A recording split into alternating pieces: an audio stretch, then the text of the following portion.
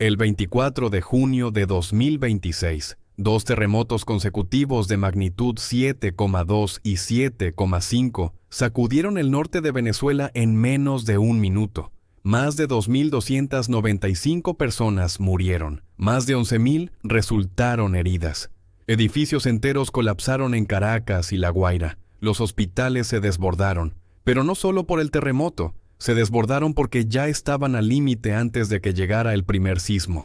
Sin medicamentos, sin personal suficiente, sin equipos. Eso no es mala suerte. Eso es el resultado de décadas de decisiones que destruyeron un país desde adentro. Hoy en El Gran Tablero, vamos a entender por qué Venezuela llegó tan débil a esta tragedia y por qué lo que pasó el 24 de junio es solo el capítulo más reciente de una historia que empezó mucho antes. En 1950, Venezuela era el país más rico de América Latina. Tenía el ingreso per cápita más alto de la región, por encima de Argentina, por encima de Brasil, por encima de México. Era tan próspero que inmigrantes europeos llegaban a Caracas buscando oportunidades. Igual que hoy, millones de venezolanos salen huyendo hacia el resto del mundo. ¿Qué pasó? ¿Cómo un país con las reservas de petróleo más grandes del planeta terminó tan frágil que un terremoto puede derrumbarlo completamente? La respuesta es una de las lecciones más importantes y más ignoradas de la historia latinoamericana. Todo empieza con el petróleo. Venezuela descubrió reservas masivas en el lago de Maracaibo a principios del siglo XX y desde entonces construyó toda su economía alrededor de ese único recurso. Cuando el precio del petróleo cae, Venezuela no tiene nada más. No desarrolló agricultura, no desarrolló manufactura, no desarrolló tecnología. Esa trampa tiene nombre en economía, la maldición de los recursos naturales. En 1999 llegó Hugo Chávez, con una promesa que resonó en millones de venezolanos pobres: usar el petróleo para beneficiar al pueblo. Y durante los primeros años cumplió. Construyó hospitales, escuelas, programas sociales.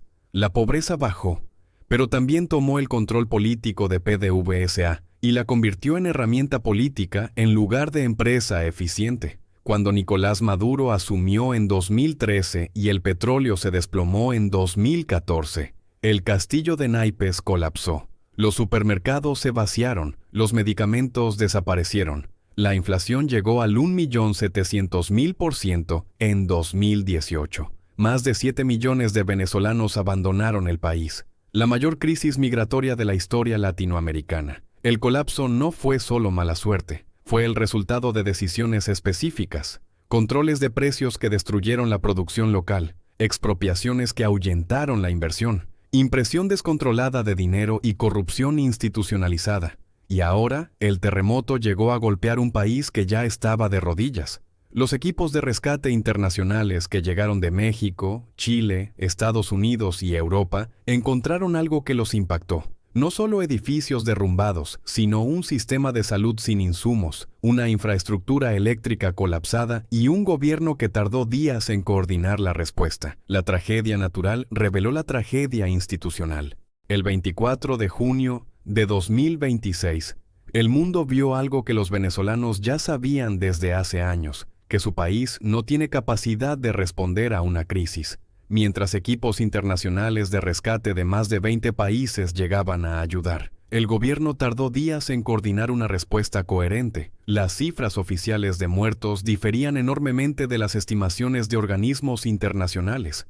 Algo que los venezolanos ya conocen bien, porque ese mismo problema de opacidad informativa existe con los datos económicos, con los datos de pobreza, con los datos de migración. El terremoto no creó la crisis venezolana, la hizo visible para quienes todavía no querían verla. Hay algo particularmente doloroso en lo que pasó en los hospitales venezolanos después del terremoto. Los médicos pedían que los pacientes trajeran sus propios suministros, gasas, analgésicos, jeringas, porque el hospital no los tenía. Eso no es consecuencia del terremoto, eso es consecuencia de años de subinversión, corrupción y colapso del sistema de salud público. El terremoto llegó a un país que ya era una emergencia humanitaria silenciosa. Lo único que cambió es que ahora el mundo está mirando. Y mientras el mundo miraba, pasó algo inesperado en el tablero geopolítico. Estados Unidos, que tiene sanciones económicas contra el gobierno de Maduro. Envió 2.000 militares a Venezuela para apoyar las labores de rescate. México envió equipos de búsqueda. Chile, Suiza, Turquía, todos llegaron. Por unos días, la geopolítica se pausó y la humanidad tomó el control. Pero cuando las cámaras se vayan y los rescatistas regresen a sus países, Venezuela va a seguir siendo Venezuela. Con el mismo gobierno, con la misma economía destruida, con la misma fuga de talento y con la misma pregunta sin respuesta. ¿Cuándo y cómo sale este país del hoyo en que está? México no es Venezuela. Es importante decirlo claramente. México tiene instituciones más sólidas y economía más diversificada, pero hay patrones que cualquier país latinoamericano debería leer con atención. La dependencia de un solo sector. La tentación de usar empresas estatales como herramientas políticas. Pemex no está tan lejos de lo que fue PDVSA. Y la dificultad de construir infraestructura resiliente cuando hay corrupción y mal manejo del gasto público. El terremoto de Venezuela nos recuerda algo que los países latinoamericanos tienden a olvidar. Los desastres naturales no son igualitarios. Un mismo sismo mata a 10 personas en un país con buena infraestructura y mata a miles en uno con instituciones débiles. La diferencia no la hace la naturaleza, la hacen las decisiones políticas que se tomaron décadas antes. Venezuela es el ejemplo más doloroso de lo que pasa cuando un país rico toma decisiones equivocadas durante suficiente tiempo. Hoy, mientras los rescatistas siguen buscando sobrevivientes entre los escombros, el mundo debería preguntarse no solo cómo ayudar a Venezuela a recuperarse del terremoto, sino cómo ayudarla a recuperarse de sí misma, porque el edificio más importante que colapsó en Venezuela no fue el de La Guaira, fue el Estado. La pregunta que muchos se hacen hoy es si Venezuela puede recuperarse. La historia dice que sí.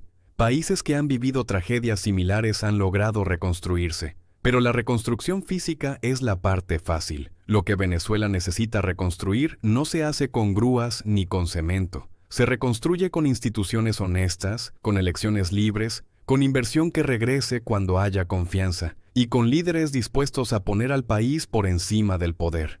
Eso tardó décadas en destruirse y va a tardar décadas en reconstruirse.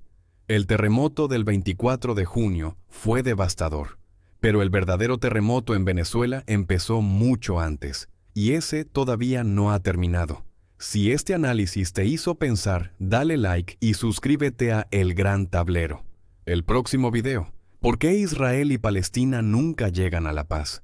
Venezuela nos enseña que ningún país es demasiado rico para caer, y ninguno es demasiado pobre para levantarse, si toma las decisiones correctas. Antes de cerrar, El Gran Tablero quiere dedicar este video a todas las familias venezolanas que perdieron a alguien el 24 de junio, a los rescatistas que siguen buscando entre los escombros, y a un pueblo que lleva demasiado tiempo resistiendo.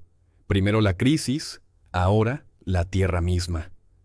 Venezuela, no están solos. El resto de Latinoamérica los ve, los siente y los acompaña.